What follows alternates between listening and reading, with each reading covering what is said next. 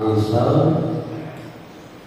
एक काम करोगे जहाँ से तुम्हें लाभ मिलेगा और कई काम करोगे तो एक ही काम का लाभ मिलने वाला मल्टीटास्किंग कहते हैं ना, मल्टीटास्किंग। एक साथ ये भी कर लो, वो भी कर लो, ये भी कर लो, सब काम एक साथ कर लो, लेकिन ध्यान रखना एक साथ करने वाला किसी भी कार्य को अच्छे से नहीं कर रहा है।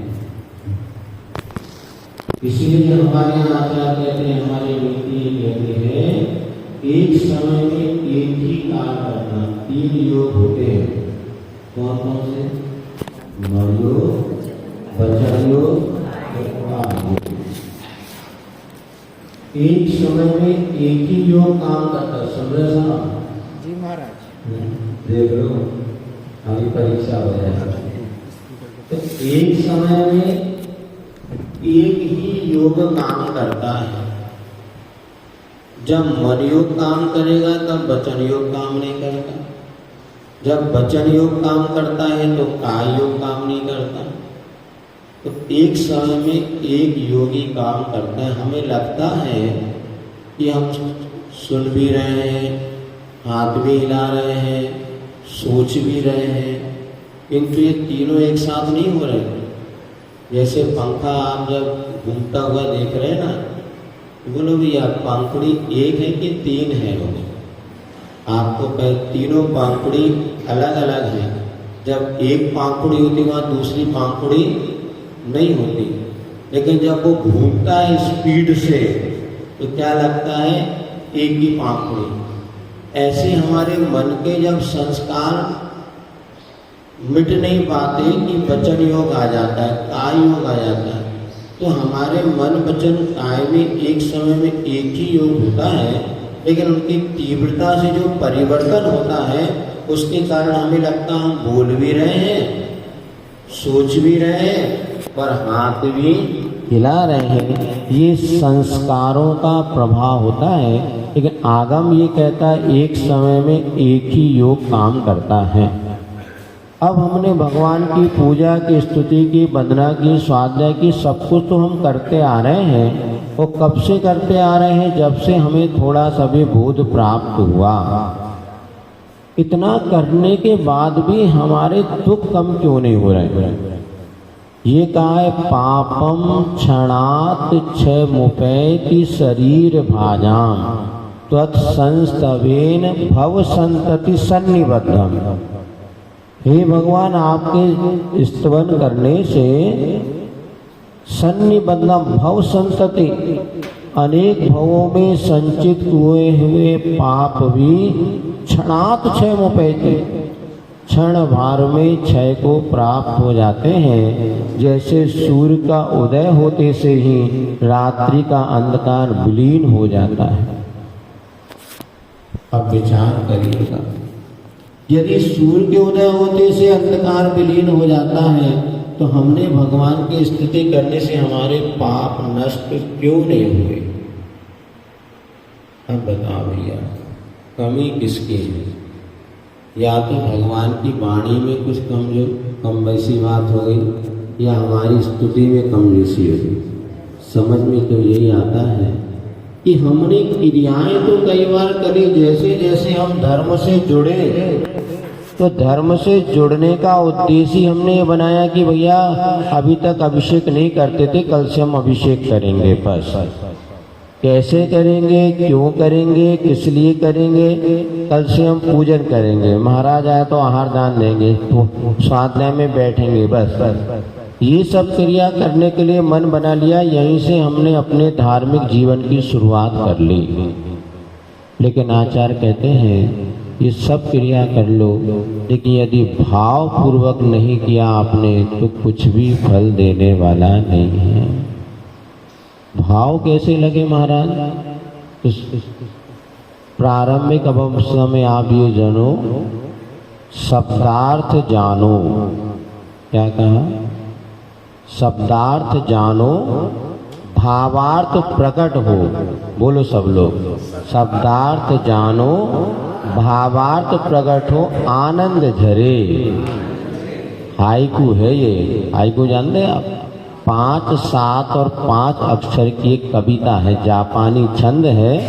इस पर आचार्य महाराज ने हजारों हाइकू लिखे।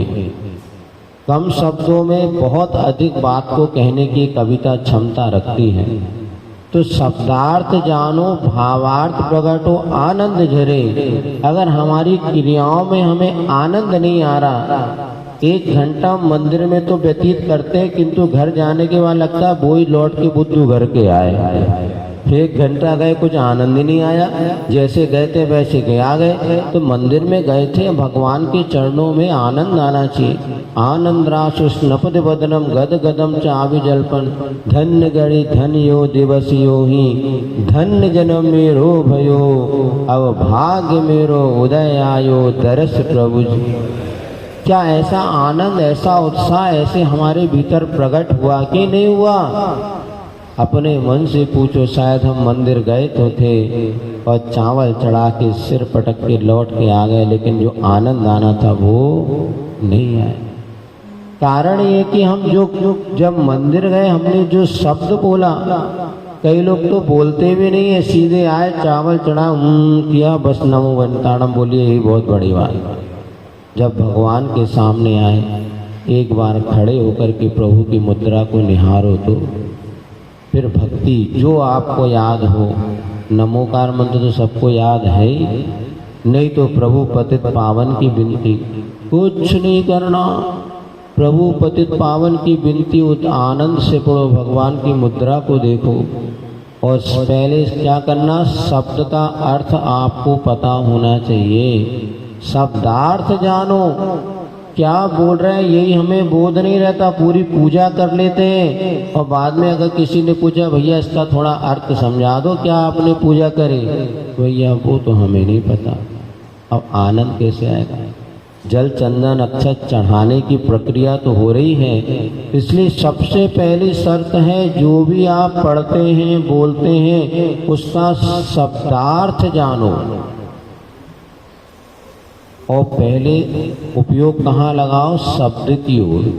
जैसे आप पूजन कर रहे हैं देवसास गुरु के, प्रथम देव अरिहंत सुसिद्ध, क्या है बताओ? ये पढ़ो, सुसिद्धांत हमने बहुत दिनों से नहीं करी। या कोई भी आप जो पूजन पढ़ते हैं ना, अब उस पूजन की अगर आपने पहली पंक्ति पढ़ी है तो सोचो उस पहली पंक्ति में क्या कहा जा रहा है।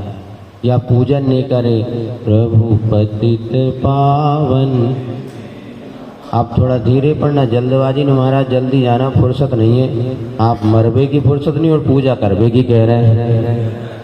कई बार लोग कहते हैं मरबे की फुर्सत नहीं और आप काम करबे की कह रहे हैं। भैया देखो, जब मृत्यु आएगी तो किसी को फुर्सत निकालनी नहीं पड़ती, वो तो अपने आप।